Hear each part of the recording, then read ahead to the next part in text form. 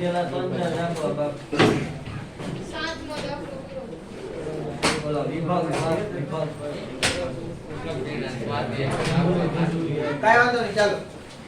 જો પ્રકીર્ણ સ્વાધ્યાય આપણે જે ચાલુ હતું એનો કેટલામો દાખલો? આઠમો દાખલો કોઈ ચાલે ને? કાઈ વાંધો નહીં. આઠમો દાખલો જોઈએ. શું કીધું છે કે 52 પત્તામાંથી 5 પત્તાની પસંદગીમાં બરાબર એક બાદશાહ આવે તે રીતે કેટલી રીતે પસંદગી કરી શકાય? બરોબર, આપણે એવો કંઈક પ્રશ્ન પૂછ્યો છે, બરોબર, કેટલા પ્રકારે નક્કી કરી શકાય? તો 52 પત્તામાંથી 5 પત્તાની તમારે પસંદગી કરવાની છે. એમાંથી એક તો બાદશાહ જોશે જ. જો એને એવું કીધું ને કે એક બાદશાહ તો બરાબર એક જ બાદશાહ આવવો જોઈએ. તો માગેલ પસંદગીના પ્રકાર, દાખલા નંબર કેટલામો છે? 8મો, બરોબર. તો માગેલ પસંદગીના પ્રકાર બરાબર શું આવશે? ચલો ખબર પડે કઈ? એક બાદશાહ લેવા કીધું. બાદશાહ કેટલા હોય? 4. 4 માંથી કેટલાની પસંદગી કરવાની? એકની. અને એટલે ગુણાકાર. બાકી કેટલા પત્તા રહ્યા? 48. 48 માંથી કેટલાની પસંદગી? 4. આનો જવાબ મેળવો એટલે તમને દાખલાનો જવાબ મળી જાય. દાખલા નંબર 9. તો મને અંદર એવું કીધું 5 પુરુષો અને 4 સ્ત્રીઓને હારમાં એવી રીતે ગોઠવવાનું છે કે સ્ત્રીઓ યુગ્મ સ્થાન પર હોય. આવી કેટલી રીતે પસંદ આવી કેટલી રીતે ગોઠવણી શક્ય બને? યસ, ગોઠવણીની વાત કરી છે. ટોટલ કેટલા છે? 9. ટોટલ કેટલા છે? 9. તો આપણે 9 9 ને ગોઠવીએ. 1 2 3 4 5 6 7 8 ને 9. થઈ ગયા 9 9. 1 2 3 4 5 6 7 8 ને 9. હવે એમાં એવું કીધું કે સ્ત્રીઓ ક્યાં આવે? યુગ્મ સ્થાન. સ્ત્રીઓને ક્યાં રાખવાની છે? યુગ્મ સ્થાન ઉપર. તો યુગ્મ એટલે બેકી સ્થાન. અહીંયા સ્ત્રી આવે તો હું જી કરું ગર્લ્સ માટે. જી જી આ રીતે થાય. યુગ્મ સ્થાને કોણ આવશે? ગર્લ્સ આવશે. ટોટલ તમારે 5 ને 4 9 છે. 9 માંથી 4 સ્ત્રીઓ છે. 4 સ્ત્રીઓ છે. તો કેટલી? તો પુરુષો કેટલા રહ્યા? બાકી પુરુષોને ગોઠવવા પડશે ને 1 2 3 4 ને 5. તો માગેલ ગોઠવણીની સંખ્યા શું આવશે? માગેલ ગોઠવણીની સંખ્યા એટલે પ્રકાર છે સંખ્યા બરાબર. જો સમજો આ 4 ગર્લ્સ ને તમે ગોઠવી યુગ્મ સ્થાને, એને કેટલી રીતે ગોઠવી શકાય? અલગ અલગ અરસપરસ 4 ફેક્ટોરિયલ રીતે ગોઠવાય. કેવી રીતે ગોઠવાશે? 4 ફેક્ટોરિયલ રીતે. અને પુરુષો કેટલા છે? 5. તો 5 ને અરસપરસ ગોઠવાય. અહીંયા પેલા પુરુષ નંબર 1 અહીંયા આવ્યો, પુરુષ નંબર 2 થાય. પુરુષ નંબર 2 ને અહીંયા લઈને 1 ને કે તમે અરસપરસ ગોઠવણી કરવી પડે ને. તો શું આવશે? એનું કેવી રીતે ગોઠવણી થાય? આ જવાબ મેળવું છું. દાખલા નંબર 10. 10મા દાખલાની અંદર શું આપ્યું છે? 25 વિદ્યાર્થીઓના વર્ગમાં. જો ખાસ દાખલો સમજજો, બરાબર. મને એવું કીધું કે વિદ્યાર્થીઓની સંખ્યા કેટલી છે? 25. તો કુલ વિદ્યાર્થીઓની સંખ્યા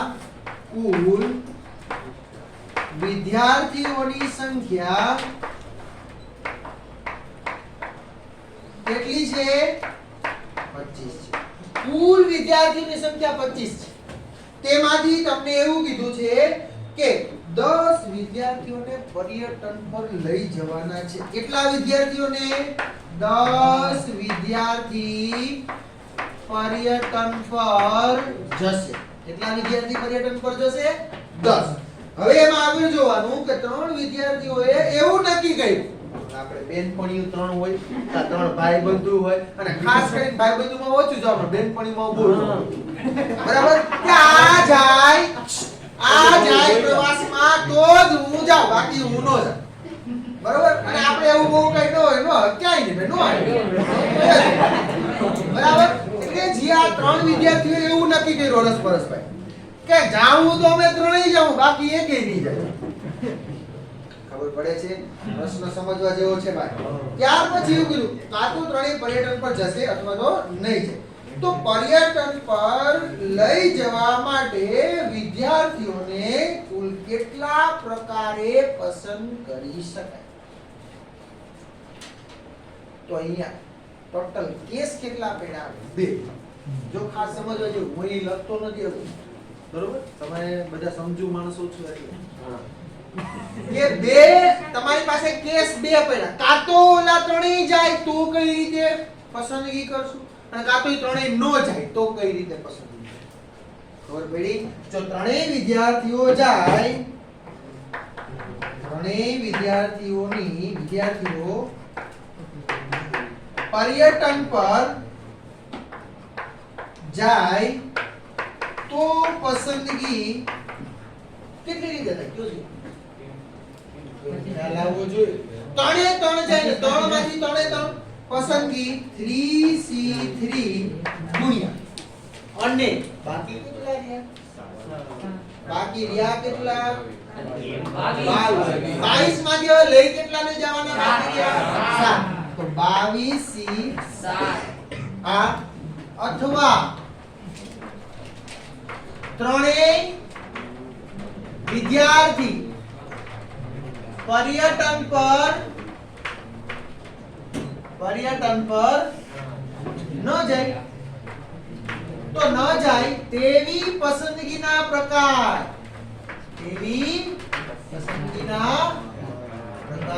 કેટલી રીતે પસંદ થાય? ચાલો કોઈ કહેશે? 22 માંથી 7, 22 માંથી 10, 25 માંથી 7. હા, જો ત્રણ વિદ્યાર્થીઓ કુલ વિદ્યાર્થીઓ છે ને એને ખાલી બાદ કર. 25 માંથી 3 ગયા કેટલા હોય? 22. 22 માંથી 10 ને લઈ જવાનું. ઓલા 3 કે હવે અમારે જ ન થાવું હોય કઈ ના, બરાબર? ઓલા 10 ને લઈ જાવ. ચાલો તો શું આવશે? 22C10 રીતે આ માગેલ પસંદગીના પ્રકાર,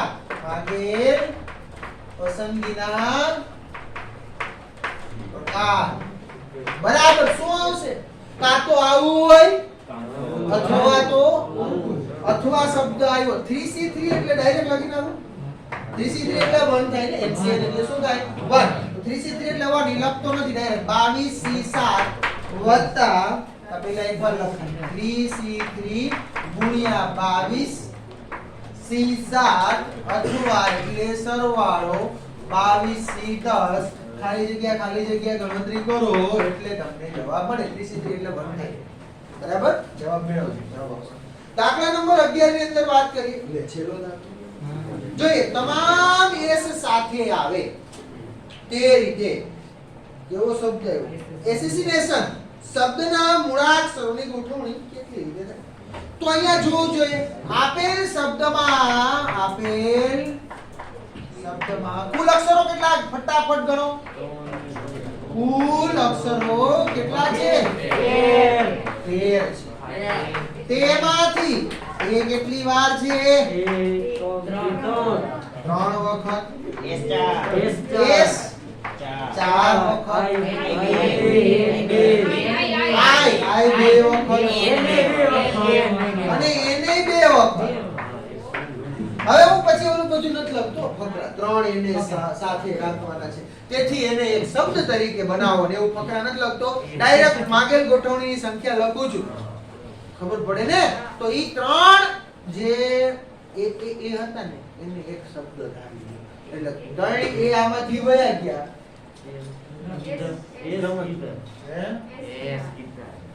એસ કીધા તો ભાઈ તો એસ કીધા હોય તો 4 જાય ભાઈ. તો 13 માંથી 4 જાય કેટલા? 9 વત્તા ઈ આખો એક શબ્દ બન્યો 10. તો માટે લખું છું ડાયરેક્ટ માગેલ ગોઠવણીની સંખ્યા બરાબર કેટલી રીતે થાય? ચાલો 10 ફેક્ટોરિયલ 10 યાને ઓલું પાછળ નથી લખ્યું, આખું ડાયરેક્ટ લખું છું. 10 ફેક્ટોરિયલ માંથી કોણ કેટલી વખત આવે? એ 3 વખત. પછી S 4 વખત અહીંયા નો આવે એને એક શબ્દ કહી દીધો તમે ભાઈ. 4 ફેક્ટોરિયલ લખતા નહીં ભૂલે ચૂકે. કોણ આવે? 2 ફેક્ટોરિયલ 2 ફેક્ટોરિયલ અને ઓલા જે S છે ને એની અંદર ગોઠવણી કરવાની તો ઈ કેટલી રીતે થાય? 4 ફેક્ટોરિયલ ના છેદમાં 4 ફેક્ટોરિયલ કે 4 એ 4 સમાન છે. 4 ફેક્ટોરિયલ છેદમાં 4 ફેક્ટોરિયલ જવાબ કેટલો આવે? એ લખતા નથી આવડે. ખબર પડી? સમજાણું બધાને? તો આમ આપણે આનો જવાબ મેળવજો તમે. આમ આપણે અહીંયા જે આપણું ચેપ્ટર હતું બરોબર, ચેપ્ટર નંબર 7 એની પૂર્ણાહુતિ જાહેર કરીએ છીએ મારા તરફથી, બરાબર? તમારા તરફથી બોલો કૃષ્ણ કનૈયા લાલ કી જય. તો નેક્સ્ટ ચેપ્ટર આપણે સ્ટાર્ટ કરીએ. નેક્સ્ટ ચેપ્ટર છે શ્રેણી અને શ્રેણી. તો ચેપ્ટર નંબર એટલું લખી લેવું છે પહેલા. ઓકે ચાલો, કાઈ વાંધો નહીં, ફટાફટ લખી લ્યો, પછી શ્રેણી શ્રેણી ચાલુ કરીએ. જોઈએ આગળ. તો હવે આપણે નવા ચેપ્ટરનો પ્રારંભ કરીએ. ચેપ્ટર નંબર 9 શ્રેણી અને શ્રેણી. એકદમ સરળ ચેપ્ટર અને એમ જોતા એકદમ અઘરું.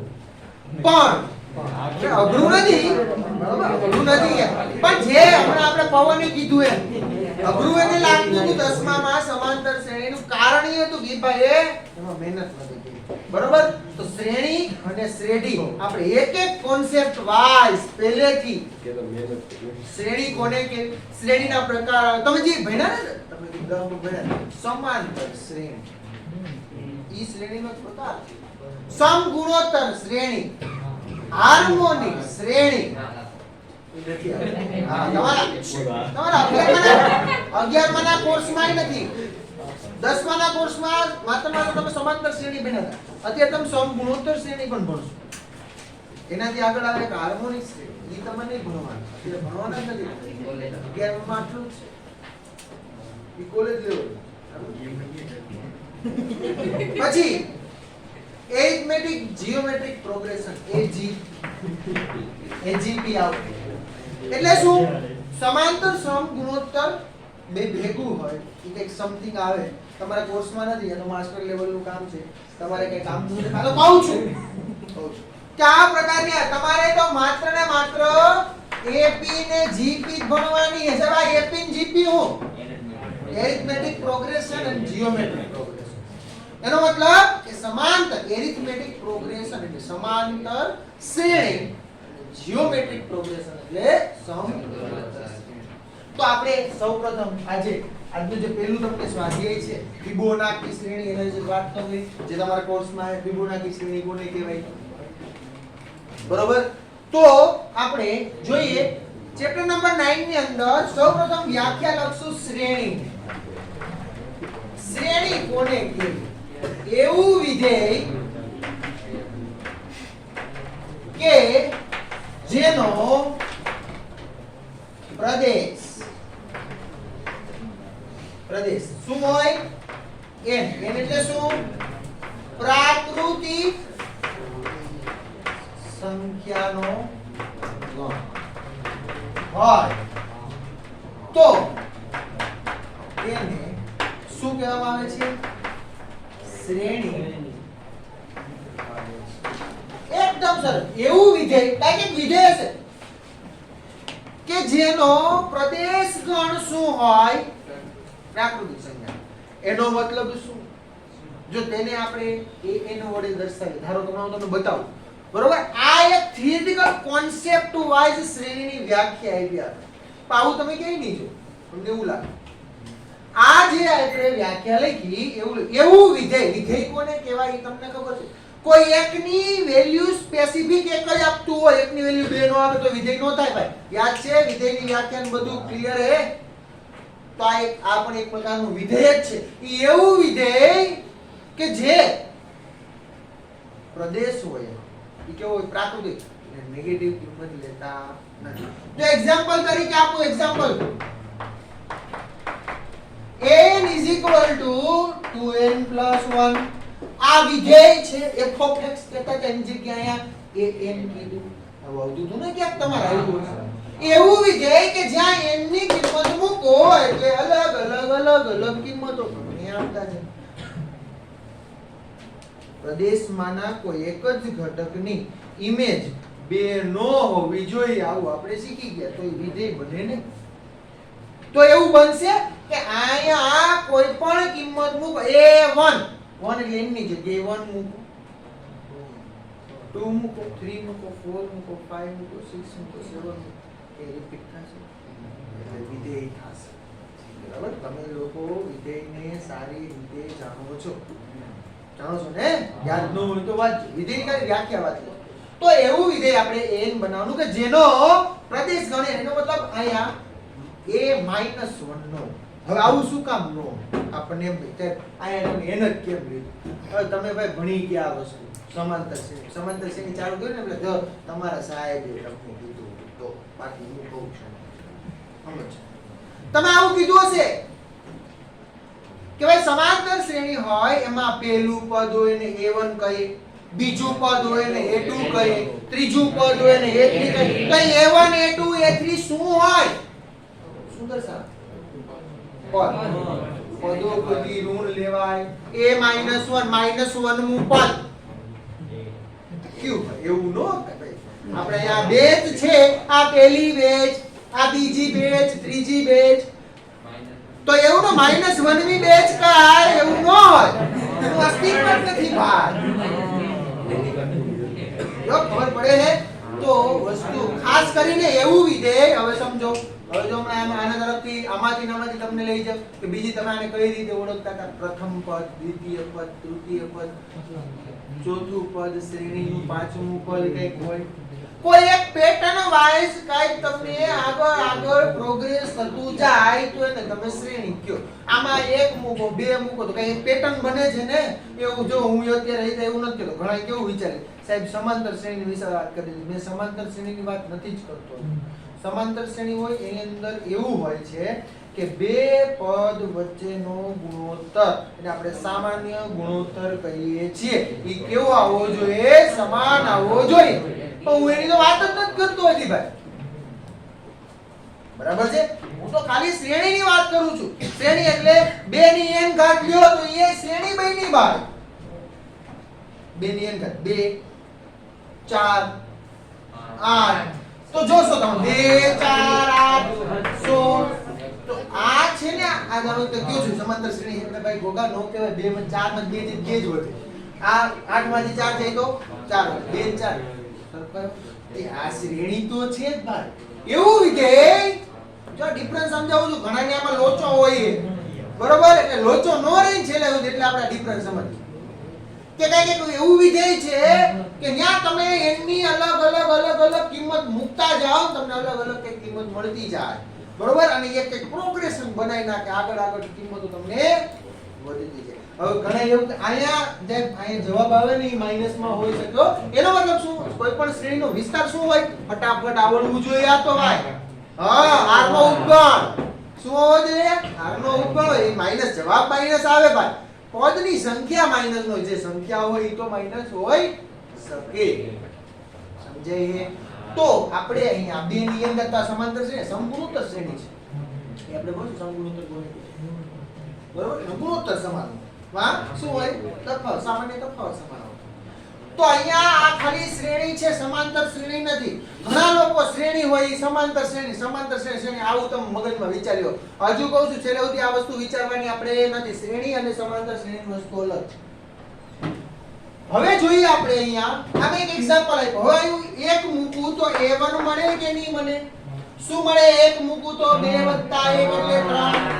a2 બીજું પદ કહેવાય કે નહીં? 2 2 4 ને 5. a3 તો જોઈએ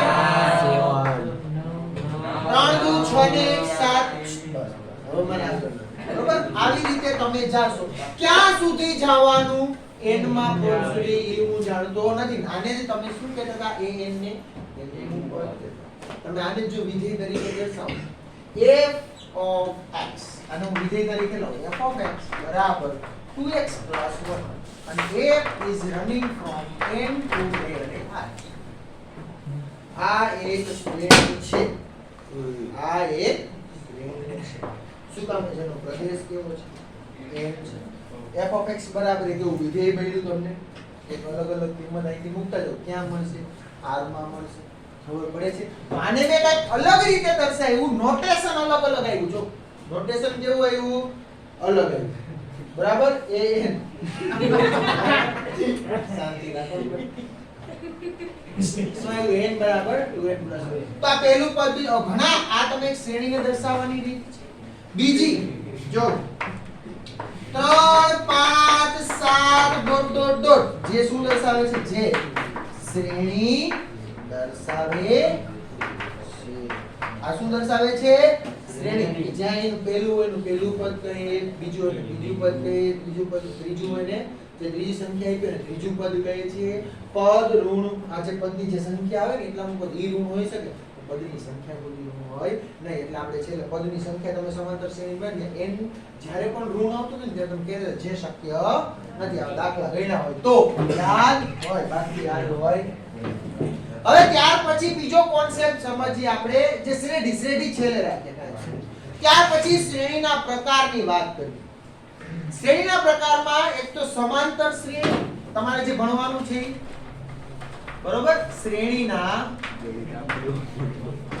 પ્રકાર શ્રેણીના પ્રકારમાં પહેલું તમારે ભણવાનું છે સમાંતર શ્રેણી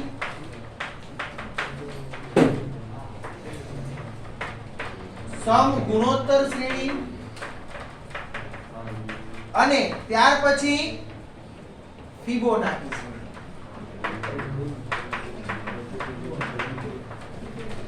ફિબોનાકી હવે અહીંયા જગ્યા શું કામ રહી ઈ જ પૂરવા માટે કે ભાઈ તમને જે રીતે શ્રેણી હોય ને એના બીજા બે પ્રકાર છે શાંત શ્રેણી અને અનંત આ તો આપણે ભણવાના છે બરોબર શ્રેણી હોય કા શાંત હોય કા અનંત હોય હવે શાંત કોને કહેવાય એ આપણને ખબર છે બોલો જે એટલે શાંત શ્રેણી કોને કહેશું શાંત શ્રેણી જે શ્રેણી કોઈ ચોક્કસ પદો સુધી જે શ્રેણીમાં કોઈ ચોક્કસ પદો આપેલા હોય તો તેવી શ્રેણીને શું કહેવામાં આવે છે શાંત શ્રેણી કહે છે એક્ઝામ્પલ તરીકે જગ્યા ઓછી મુકાઈ એક્ઝામ્પલ તરીકે અહીંયા આપણે લીધી 3 5 7 સાત પછી 9 બસ પાંચ પદ તો અહીંયા જો ક્યાંક જીન સ્ટોપ થઈ ગયું તો આપણે શાંત અને અનંત વિશે સારી રીતે જાણો છો ક્યાંક જે ચોક્કસ પદો સુધી એ સંખ્યા આવતી હોય ચોક્કસ તમને શું પદોની સંખ્યા કેવી હોય ચોક્કસ જે શ્રેણીમાં પદોની સંખ્યા ચોક્કસ હોય એવું લખી શકો બરોબર કોઈ ચોક્કસ પદો આપેલા હોય તો તેવી શ્રેણીને અથવા તો પદોની સંખ્યા ચોક્કસ હોય એવું લખો જે શ્રેણીમાં પદોની સંખ્યા કેવી હોય ચોક્કસ હોય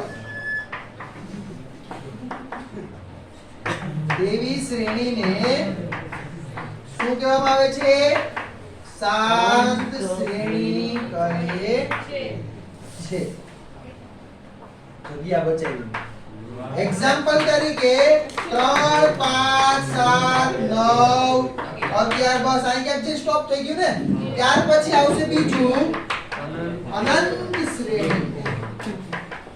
શ્રેણી કોને કહેશો જે શ્રેણીમાં પદોની સંખ્યા નિશ્ચિત ન હોય પદોની સંખ્યા નિશ્ચિત ન હોય તેને શું કહેવામાં આવે છે અનંત શ્રેણી કહે છે અને એક્ઝામ્પલ તરીકે લખવું હોય તો 3 5 7 9 11 13 એટલે જે 3 ટકા પાછળ આપ્યા હોય એનો મતલબ શું અનંત સુધી જાય જો આપણે બધા છે ને શું કરીએ આમ ખાલી જગ્યા ટપકા જાજા બધા એ કઈ રહ્યા છે મને ખબર છે તમે જ કહેશો ત્રણ જોવા જોઈએ 3 ટપકા હોય તો મેથેમેટિકલી રીતે એનો મીનિંગ થાય છે અનંત સુધી જાય છે બરોબર પણ આપણે અહીંયા બધે જેટલા ટપકા હોય બધે અનંત જ હોય બરાબર ખાલી જગ્યા દર્શાવતું નથી આ ખાલી જગ્યા દર્શાવે નથી દર્શાવે બરાબર ને ચાલો ત્યાર પછી હવે શ્રેણીના પ્રકાર સમાંતર સમગુણોત્તરની આપણે પછી વાત કરશું તમને માત્ર ને માત્ર અત્યારે ફિબોનાકી શ્રેણીની વાત કરી છે કઈ શ્રેણીની વાત કરી છે ફિબોનાકી તો ફિબોનાકી શ્રેણી કોને કહેવાય જે શ્રેણીમાં પ્રથમ પદ અને દ્વિતીય પદ બંને સમાન હોય જો ફિબોનાકી શ્રેણીમાં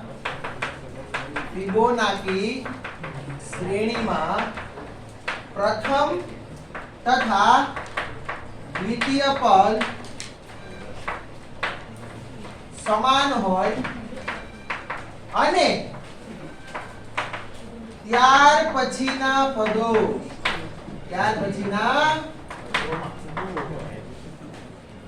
આગળના બે પદો શું હોય? સરવાળો હોય. ફિબોનાચી શ્રેણીમાં પ્રથમ બે પદ કેવા હોય?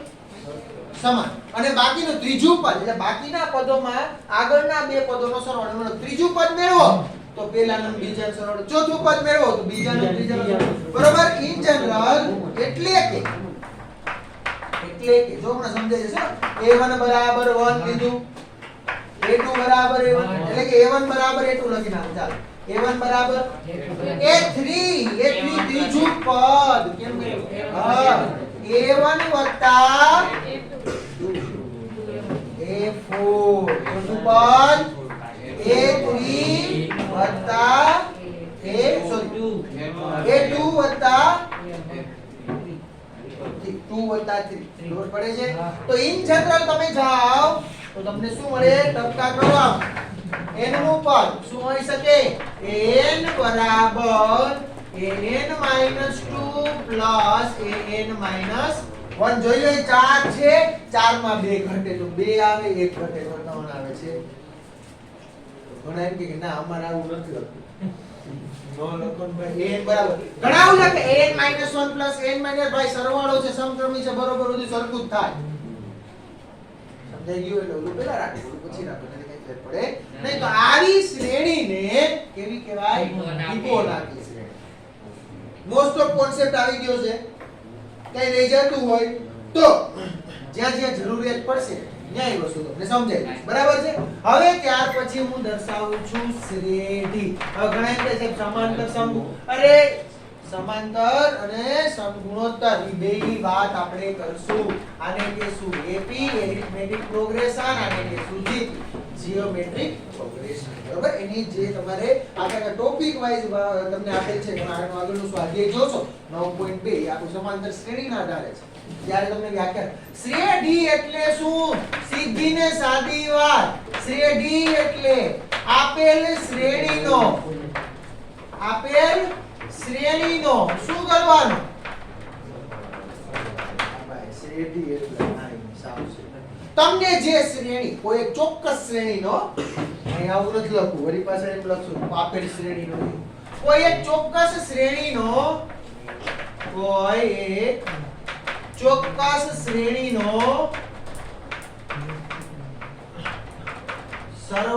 શ્રેણીના સરવાળાને શું કહેવામાં આવે છે? શ્રેઢી કહે છે. એનો મતલબ શું? a1 a2 a3 an શ્રેણી આપેલી છે કે નહીં? આ પાડો, કારણ કે પેલું પદ હાલો ત્યાર પછી આને શ્રેઢી ક્યારે કહેશું? તો કે સિગ્મા એને શ્રેઢી હોય ને સરવાળાને કેના વડે દર્શાવો? સિગ્મા. તો આ સિગ્મા અહીંયા ai લખું ને i 1 થી લઈ અને ક્યાં સુધી જાય? n સુધી જાય. આને શું કહેવામાં આવે છે? આને કોઈ નામ આપી દો ને જે શું દર્શાવે છે? શ્રેઢી. જે શું છે? બરોબર? અથવા તો આવું ડાયરેક્ટ લખા પહેલા તમને આવું લખી દો a1 a2 a3 ડોટ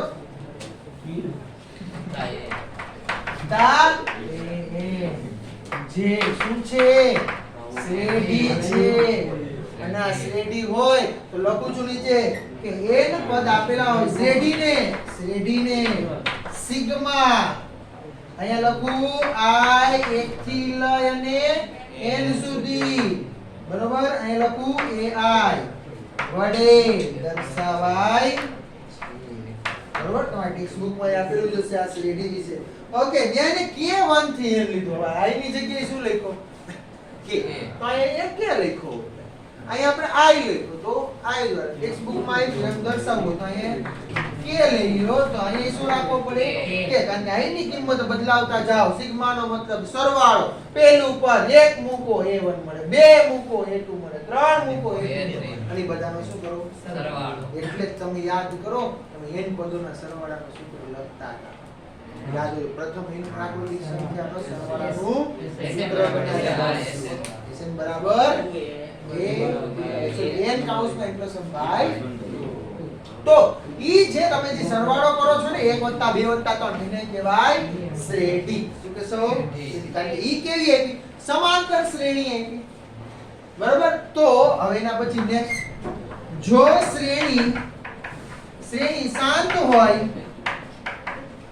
તો શ્રેઢી કેવી બને શાંત હોય શ્રેણી શાંત હોય તો શ્રેઢી કેવી હોય શાંત હોય જો શ્રેણી અનંત હોય તો શ્રેઢી શું બને અનંત હોય